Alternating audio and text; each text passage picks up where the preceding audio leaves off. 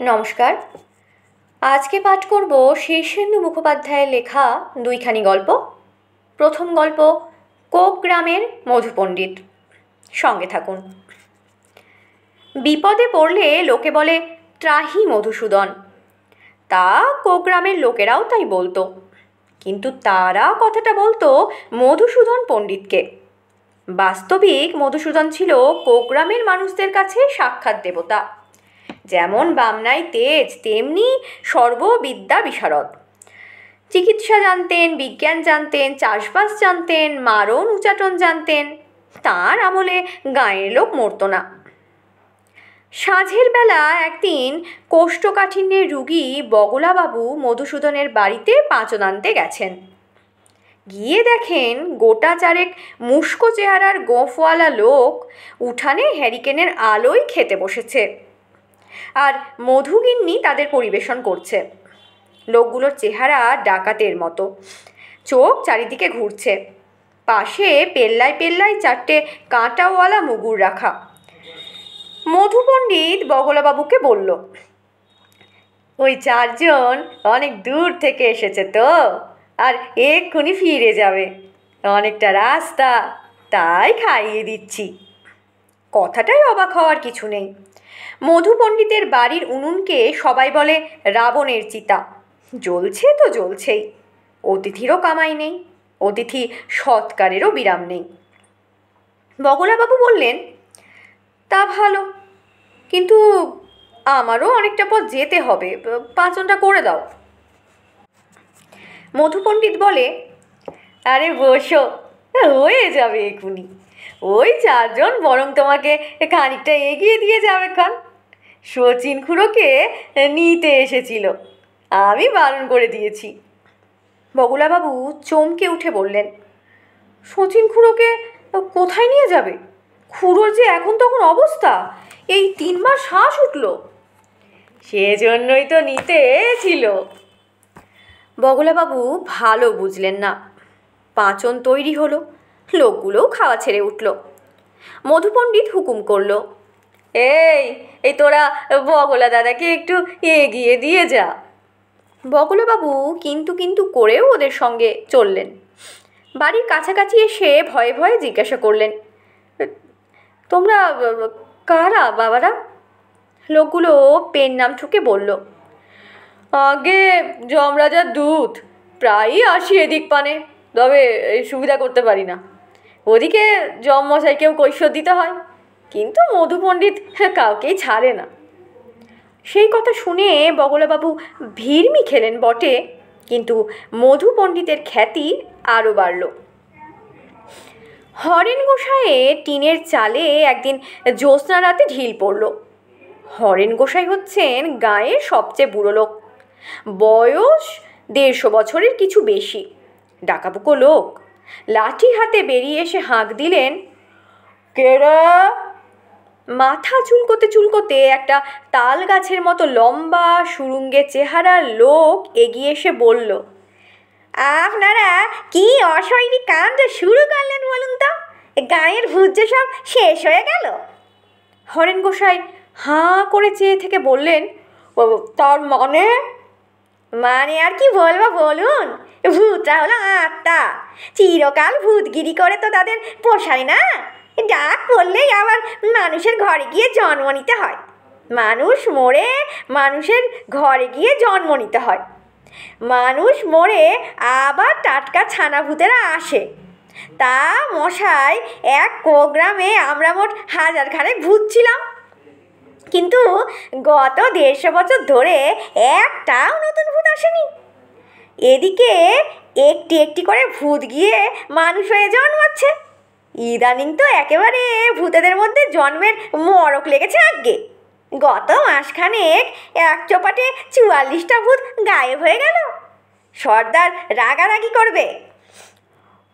আমি কি করব? লজ্জার মাথা খেয়ে বলি, আপনারা কি সব মরতে ভুলে গেছেন?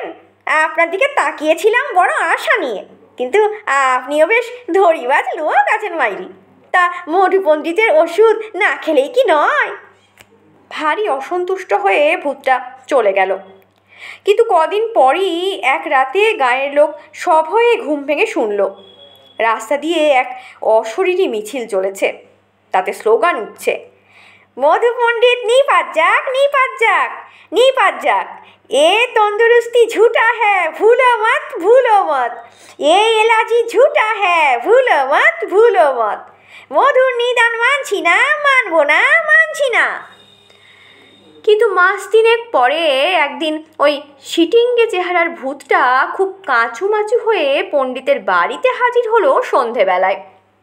মধু তামাক খাচ্ছিল, একটু হেসে বলল, গিয়ে শুনলাম আমার বিরুদ্ধে খুব লেগেছো তোমরা।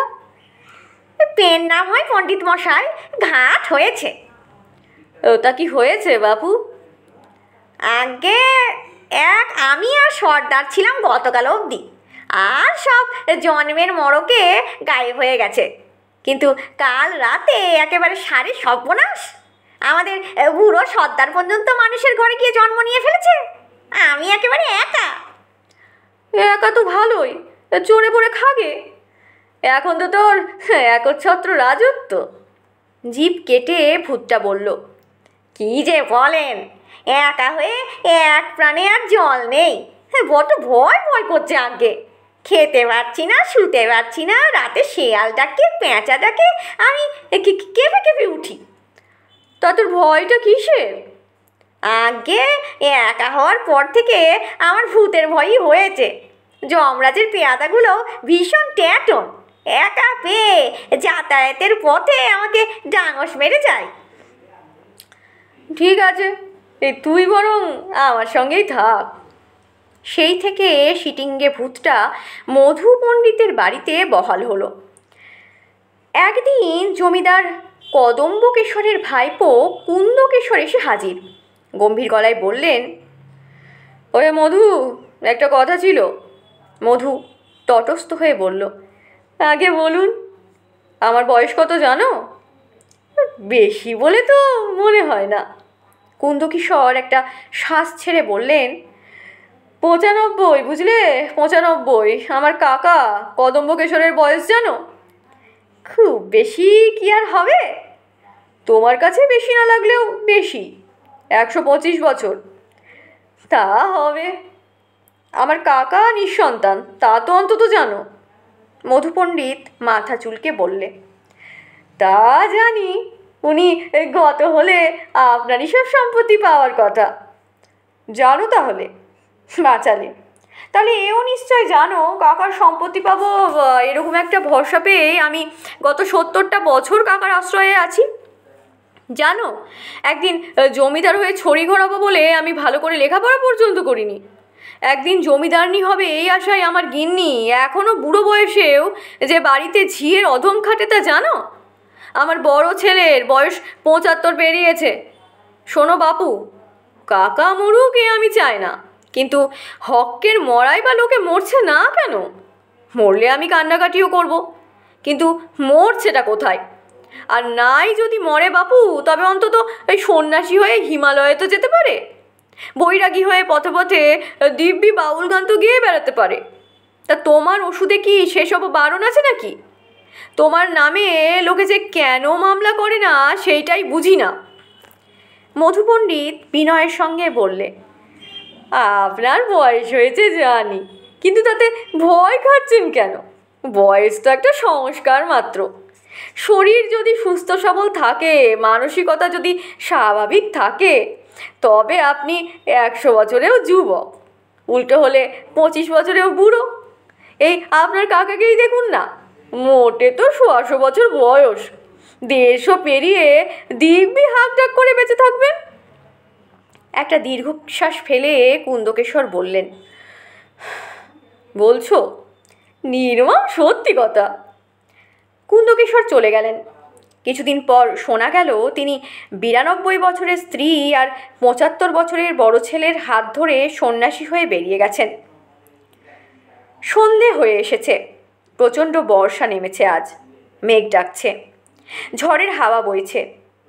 এই দুর্যোগে হঠাৎ মধু পণ্ডিতের দরজায় কড়া নাড়ার শব্দ হলো। দরজা খুলে মধু একটু অবাক।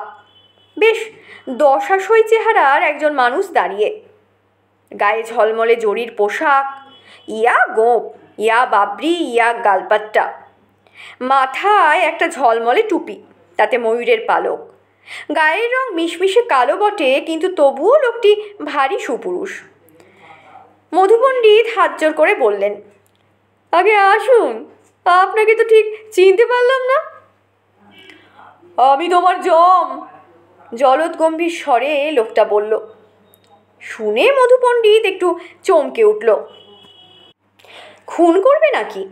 কোমরে একটা ভোজালিও দেখা যাচ্ছে। কাঁপা গলায় মধু বললে, আজ্ঞে। লোকটা হেসে বলল, ভয় পেও না বাবু, আমি ভয় দেখাতে আসিনি, বরং বড় ভাইয়ের মতো পরামর্শ দিতে এসেছি। তুমি এই গা না ছাড়লে আমি যে কাজ করতে পারছি না। আমি যে সত্যিই যমরাজা তা বুঝতেই পারছো নিশ্চয়। মধু দণ্ডবৎ হয়ে প্রণাম করে উঠে মাথা চুলকে বলে, আপনার আদেশ শিরোধার্য, কিন্তু শ্বশুর বাড়িটা কোথায় ছিল তা ঠিক মনে পড়ছে না।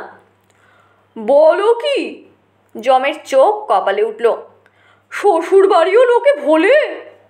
আগে অনেক দিনের কথা তো, দাঁড়ান গিন্নিকে জিজ্ঞেস করে আসি, বলে মধু পণ্ডিত ভিতর বাড়ি থেকে ঘুরে এসে একগাল হেসে বলে, এই বর্ধমানের গোবিন্দপুরে, কিন্তু গিয়ে লাভ নেই, আমার শ্বশুর শাশুড়ি সেই কবেই গত হয়েছেন। যমরাজ বললেন, তা শালা শালিরা তো আছে? ছিল, এখন আর নেই। তাদের ছেলেমেয়েরা সব? আগে তারাও গত হয়েছে।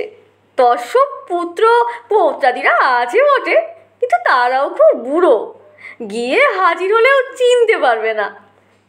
যমরাজ গম্ভীর হয়ে বললেন, তোমার বয়স কত মধু? আগে মনে নেই। যমরাজা ডাকলেন, চিত্রগুপ্ত, মধুর হিসেবটা দেখো তো।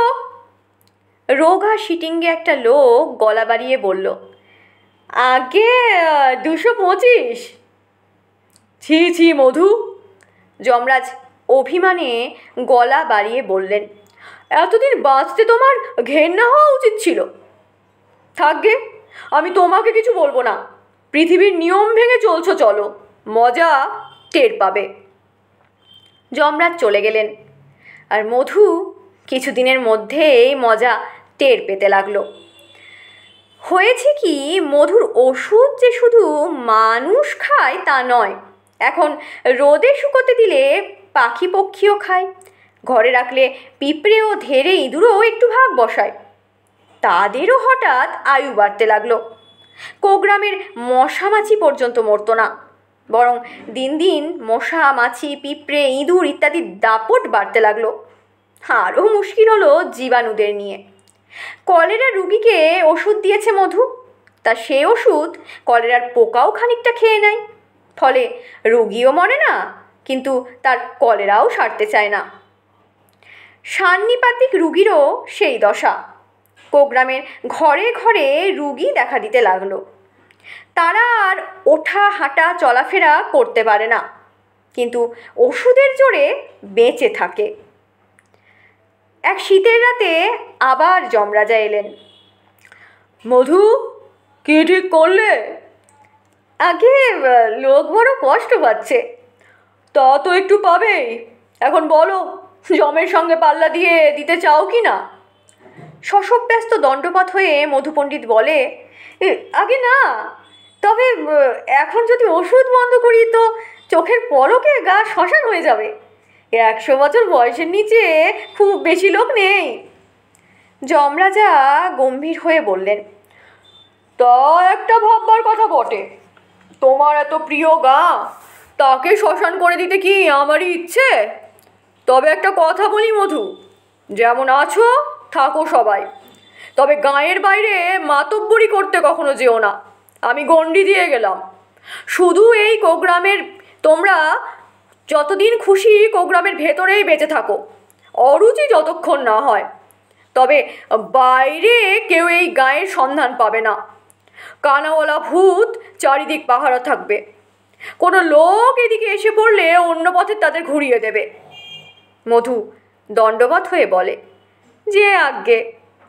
সেই থেকে আজও শোনা যায় কোগ্রামের কেউ মরে না, কিন্তু কোথায় সেই গ্রাম তা খুঁজে খুঁজে লোকে হয়রান, আজও কেউ খোঁজ পায়নি। শেষ হলো প্রথম গল্প কোগ্রামের মধু পণ্ডিত। এবার পড়তে চলেছি শীর্ষেন্দু মুখোপাধ্যায়েরই লেখা দ্বিতীয় গল্প ঘুড়ি ও দৈববাণী। সঙ্গে থাকুন। অঘোরবাবু নিরীহ মানুষ, বড়ই রোগাবোঘা।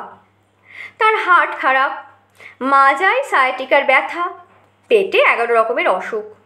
অফিসে তার উন্নতি হয় না, কেউ পাত্তা দেয় না তাকে। অঘোরবাবু ঘুড়ি ওড়াতে খুবই ভালোবাসেন। তার শখ শৌখিনতা বলতে ওই একটাই, ঘুড়ি তিনি নিজেই তৈরি করেন, মস্ত মস্ত ঘুড়ি। মোটা সুতো আর মস্ত লাটাই দিয়ে অনেক ওপরে ঘুড়ি ভাসিয়ে দেন তিনি। ঘন্টার পর ঘন্টা লাটাই ধরে ঊর্ধ্ব মুখে চেয়ে বসে থাকেন।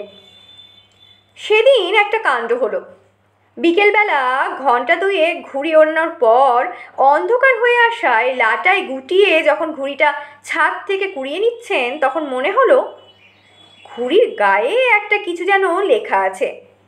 ঘরে এসে আলো জ্বেলে দেখলেন সাদা ঘুড়িতে পরিষ্কার গোটা গোটা অক্ষরে বাংলায় লেখা, আগামী 17 তারিখে আপনার মৃত্যু হবে যদি না একখানা আস্ত গায়ে মাখা সাবান খেয়ে ফেলেন। অঘোরবাবু ঘোরতর অবাক। প্রায় 8 কিলোমিটার ওপরে উড়ন্ত ঘুড়ির গায়ে এই বিদঘুটে কথাটা লিখল কে? ভৌতিক কাণ্ড নাকি? মহাভাবিত হয়ে পড়লেন তিনি। পাশের বাড়িতেই পদার্থবিদ্যার অধ্যাপক পরঞ্জয় প্রামাণিক থাকেন, অঘোরবাবুর ঘনিষ্ঠ বন্ধু। তাকে ডেকে ঘুড়ির গায়ে লেখাটা দেখিয়ে বললেন, এটা কি করে সম্ভব হলো? পরঞ্জয় গম্ভীর হয়ে বললেন, কিছুই বুঝতে পারছি না, তবে সাবানটা খেও না, সাবান খেলে পেট খারাপ হয়, মনে হচ্ছে কেউ রসিকতা করেছে। অঘোরবাবু বললেন, কিন্তু আকাশের অত ওপরে কোনো রসিকের তো থাকার কথা নয়, রসিকদের কি আজকাল ডানা গজাচ্ছে? পরঞ্জয় এ প্রশ্নের কোনো সদুত্তর দিতে পারলেন না। অঘোরবাবু হিসেব করে দেখলেন 17 তারিখের আর মোটে 7 দিন বাকি। অনেকক্ষণ ভেবেচিন্তে তিনি বাড়ির কাউকে কিছু না বলে বাথরুমে গিয়ে একখানা গায়ে মাখা সাবান অত্যন্ত কষ্ট করে খেয়ে ফেললেন। সাবান যে খেতে এত বিচ্ছিরি তা তার জানা ছিল না। পরঞ্জয়ের কথা অক্ষরে অক্ষরে ফলে গেল। পরদিন অঘোরবাবুর পেটের গোলমালে একেবারে কাহিল হয়ে পড়লেন। 2 দিন লাগলো বিছানা ছেড়ে উঠতে। বিকেলে তিনি আবার ঘুড়ি ওড়াতে ছাদে উঠলেন এবং যথারীতি লাটাই গোটানোর পর দেখলেন ঘুড়ির গায়ে লেখা রয়েছে, আগামী 17 তারিখে আপনি মারা যাবেন যদি না কৃষ্ণকুণ্ডুর কান মলে দেন। কৃষ্ণকুণ্ডুর কান মলা অত্যন্ত কঠিন কাজ, কারণ সে হলো এ পাড়ার কুখ্যাত গুন্ডা। তার ভয়ে সবাই থরহরি কম্পমান, গায়ে যেমন জোর তেমনই বদমেজাজ। অঘোরবাবুও ঘাবড়ে গেলেন, কিন্তু এই অনৈসর্গিক আদেশ অমান্য করতেও তার সাহস হচ্ছে না। 17 তারিখের আর দেরিও নেই, আজ 14 তারিখ। সন্ধ্যের পর তিনি সোজা গিয়ে কৃষ্ণকুণ্ডুর বাড়িতে হাজির হলেন। কৃষ্ণকুণ্ডু তখন একটা মস্ত বড় ছোড়া ধার দিচ্ছিল। তাকে দেখে রক্তচক্ষুতে তাকিয়ে বলল, কি চাই? অঘোরবাবু কাঁপতে কাঁপতে সামনে গিয়ে আচমকা ডান হাত বাড়িয়ে কৃষ্ণকুণ্ডুর বাঁ কানটা মলে দিয়েই দৌড় লাগালেন। কিন্তু দৌড়ে পারবেন কেন? কৃষ্ণকুণ্ডু ছুটে এসে ক্যাঁক করে তার ঘাটটা ধরে নেংটি ইঁদুরের মতো শূন্যে তুলে উঠোনে এনে ফেলল। তারপর মুগুরের মতো 2খানা হাতে গদাম গদাম করে ঘুষি মারতে লাগলো। তিনি ঘুষি খেয়ে উপুর হয়ে পড়ায় পিঠের ওপর একেবারে তবলা লহরার মতো কিলচর ঘুষি পড়তে লাগলো। জীবনে এরকম সাংঘাতিক মার কখনো খাননি অঘোরবাবু। যখন ধুঁকতে ধুঁকতে বাড়ি ফিরলেন তখন তার মনে হচ্ছিল শরীরের একটি হাড়ও আস্ত নেই, মাথা ভোঁ ভোঁ করছে, চোখে অন্ধকার দেখছেন, কানেও যেন কিছু শুনতে পাচ্ছেন না। ফের দুদিন বিছানায় পড়ে থাকতে হলো। তারপর অঘোরবাবু ফের একদিন বিকেলে ঘুড়ি ওড়ালেন। আজও ঘুড়ি নামিয়ে দেখলেন তাতে লেখা 17 তারিখে মৃত্যু অবধারিত, যদি না বড় সাহেবের মাথায় ঘোল ঢালতে পারেন। বড় সাহেবের মাথায় ঘোল ঢালার আদেশের চেয়ে মৃত্যুদণ্ডই বোধহয় ভালো, কারণ অঘোরবাবুর অফিসের বড় সাহেব খোদ আমেরিকার রাঙামুখো সাহেব, যেমন রাশভারী তেমনই শৃঙ্খলাপরায়ণ, পান থেকে চুন খসতে দেন না। তাছাড়া বড় সাহেবের নাগাল পাওয়াও কঠিন, আলাদা ঘরে বসেন, বাইরে আরদালিরা পাহারায় থাকে। কিন্তু ঘুড়ির আদেশ অমান্য করতে সাহস হলো না তার। দোকান থেকে দই আনিয়ে গেলাস ভর্তি ঘোল তৈরি করে একটা ফ্লাস্কে ভরে অফিসে গেলেন অঘোরবাবু। খুবই অন্যমনস্ক, বুকটা দূর দূর করছে। বড়বাবুকে গিয়ে একবার বললেন, বড় সাহেবের সঙ্গে একটু দেখা করতে চাই, ব্যবস্থা করে দেবেন? বড়বাবু অবাক হয়ে বললেন, তুমি আদার ব্যাপারী জাহাজের খবর নিচ্ছ কেন? বড় সাহেবের কি হেঁটিপিটির সঙ্গে দেখা করেন? আর করেই বা লাভ কি? সাহেবের আমেরিকান ইংরেজি কি তুমি বুঝবে? বকুনি শুনলে ভড়কে যাবে যে। বেজার মুখে ফিরে এলেন বটে অঘোরবাবু, কিন্তু হাল ছাড়লেন না। টিফিনের সময় ফাঁক বুঝে বেরিয়ে করিডোরে ঘুরে সোজা বড় সাহেবের খাস কামরার সামনে হাজির হলেন। দেখলেন বড় সাহেবের ঘর থেকে কয়েকটা লাল মুখো সাহেব বেরিয়ে আসছে, আরদালি দুটো তাদের নিয়েই ব্যস্ত। অঘোরবাবু শুট করে ঢুকে পড়লেন।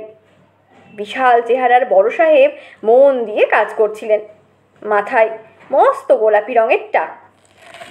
অঘোরবাবুকে দেখে অবাক হয়ে বজ্র গম্ভীর গলায় বললেন, হোয়াট ডু ইউ ওয়ান্ট বাবু? অঘোরবাবু ফ্লাস্কটা খুলে সাহেবের মাথায় হর হর করে ঘোলটা ঢেলে দিলেন। তারপর দৌড়ে বেরিয়ে একেবারে সোজা রাস্তায় নেমে একটা বাসে উঠে পড়লেন। চাকরি তো যাবেও, পুলিশেও ধরতে পারে, তা হোক, তবু অনৈসর্গিক ওই আদেশ লঙ্ঘন করেনি বা কী করে? 17 তারিখ এগিয়ে আসছে, আগামীকালই 17 তারিখ। বিকেলে অঘোরবাবু ফের ঘুড়ি ওড়ালেন। অনেকক্ষণ ঘুড়ি ওড়াতে ওড়াতে নানা কথা ভাবছিলেন, বুকটাও দূর দূর করছে। তারপর ধীরে ধীরে লাটাই গোটাতে লাগলেন। ধীরে ধীরে ঘুড়িটা নেমে এলো। ঘুড়িটা হাতে নিয়ে দেখলেন তাতে লেখা, আগামী 17 তারিখে মৃত্যু কেউ ঠেকাতে পারবে না, যদি না এক্ষুনি 3 তলার ছাদ থেকে লাফিয়ে পড়েন। অঘোরবাবুর হাত পা কাঁপতে লাগলো ভয়ে। 3 তলা থেকে লাফ দিলে যে মৃত্যুর জন্য আর 17 তারিখ অবধি অপেক্ষা করতে হবে না। কিন্তু করেনি বা কি? ঘুড়ি মারফত দৈববাণী হচ্ছে বলে তার প্রায় স্থির প্রত্যয় হয়েছে। দৈববাণীর আদেশ না মানলে ভগবান যদি চটে যান। অঘোরবাবু চোখ বুজে ভগবানকে স্মরণ করলেন। শেষবারের মতো চারদিকটা জল ভরা চোখে একবার দেখে নিলেন। এইসব কাজে বেশি দেরি করতে নেই, দেরি করলেই মন দুর্বল হয়ে পড়ে, দ্বিধা আসে। অঘোরবাবু ধুতির কোঁচা এঁটে ছাদের রেলিংয়ের উপর উঠে দুর্গা বলে নিচে লাফিয়ে পড়লেন। পড়ে মাজার ব্যথায় ঘাড়ের ঝনঝনাতে কুনুয়ের খটাঙে মাথার কটাঙে চোখে সর্ষে ফুল দেখতে দেখতে মুচ্ছ গেলেন। পাড়ার লোক বাড়ির লোক সব দৌড়ে এলো, কান্নাকাটি পড়ে গেল। ধরাধরি করে তাকে নিয়ে যাওয়া হলো হাসপাতালে। প্রায় 15 দিন সেখানে পড়ে থাকতে হলো। তারপর বাড়িতে এনে ফের কিছুদিন চিকিৎসা চলল তার। পারিবারিক ডাক্তার অভয়বাবু তার বন্ধুও বটে। অভয়বাবু কয়েকদিন ধরে নানা রকম পরীক্ষা করার পর একদিন বললেন, বুঝলে অঘোর, একটা আশ্চর্য ব্যাপার ঘটেছে। অঘোরবাবু ভর খেয়ে বললেন, কি ঘটেছে ভাই? তোমার হার্ট একদম ভালো হয়ে গেছে? সে কি করে হলো? ওই যে কেষ্টগুন্ডের কাছে মার খেলে, মনে হচ্ছে সেই শক থেরাপিতেই হার্টটা ঠিকঠাক চলতে শুরু করেছে। হার্টের একটা ভাব তো কাজই করছিল না, এখন করছে। আরও একটা ব্যাপার, আবার কি? তোমার পেটের 11 রকমের অসুখ ছিল, এখন একটাও নেই? বলো কি হে? হ্যাঁ, ওই যে সাবান খেয়েছিলে, ওর ঠেলাতেই পেটের সব রোগ জীবাণু বেরিয়ে গেছে মনে হচ্ছে। এখন লোহা খেলেও তোমার হজম হবে। আর আরও একটা ব্যাপার। অঘোরবাবু অবাকের পর আরও অবাক হয়ে বললেন, ও আরও? হ্যাঁ, তোমার সায়াটিকা সেরে গেছে। হ্যাঁ হ্যাঁ, ওই যে ছাদ থেকে লাফ দিয়েছিলে তারই চোটে সায়াটিকা উধাও হয়ে গেছে। আশ্চর্য ব্যাপার। হ্যাঁ, খুবই আশ্চর্য ব্যাপার। কিন্তু সব হলেও চাকরিটা তো আর থাকছে না। বিছানায় শুয়ে শুয়ে অঘোরবাবুর খুব দুঃখ হয়।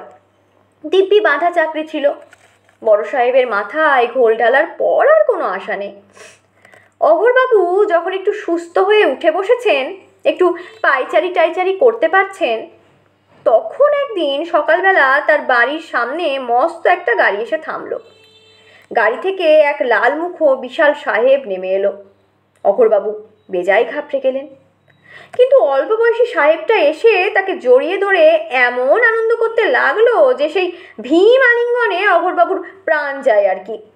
তারপর তাকে ছেড়ে দিয়ে সাহেব বলল, তোমাকে যে কি বলে ধন্যবাদ দেব তা বুঝতে পারছি না।